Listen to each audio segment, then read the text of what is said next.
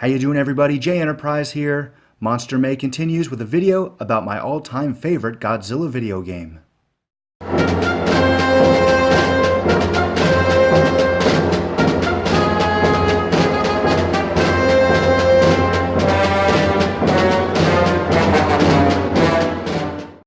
In the 65 years of the Godzilla franchise, there have been many video games released featuring our favorite radioactive monster. Now, I've never been much of a gamer myself, but the Godzilla game that I played the most, and for that reason will always be my favorite G game, is Godzilla Save the Earth. Released in the fall of 2004 for PlayStation 2 and Xbox, it was a fairly basic game as far as gameplay and story goes, but it provided me and my younger brother hours of monster-infused sibling bonding. The general premise of the story was an alien race called the Vortak controlling an army of monsters to try and take over the Earth to obtain Godzilla's DNA, known as G-cells. Action mode was the game's primary story mode. The player selects a monster to play and fights through various stages, each containing an enemy monster. The final stage on the Vortak mothership typically featured Orga as the final boss. Challenges mode consisted of special stages where the player must complete a task.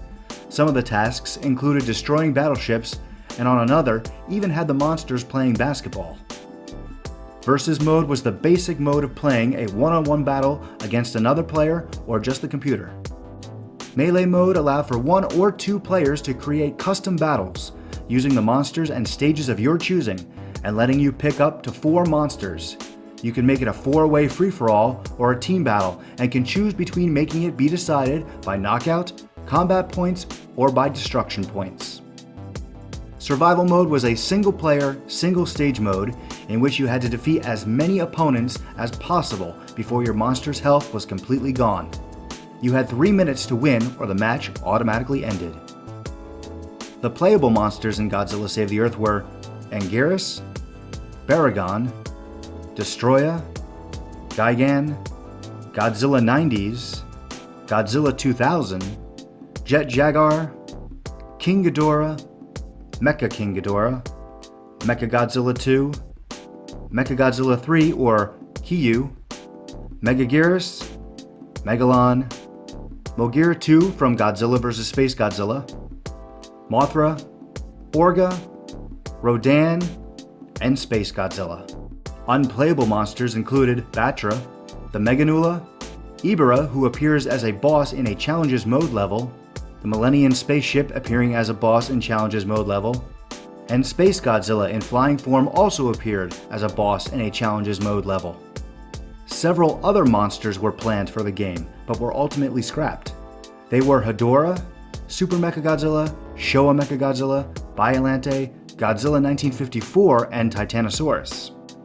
Godzilla 1954 was cut because there were already 2 other Godzillas planned for the game. Showa Mechagodzilla was cut for the same reason.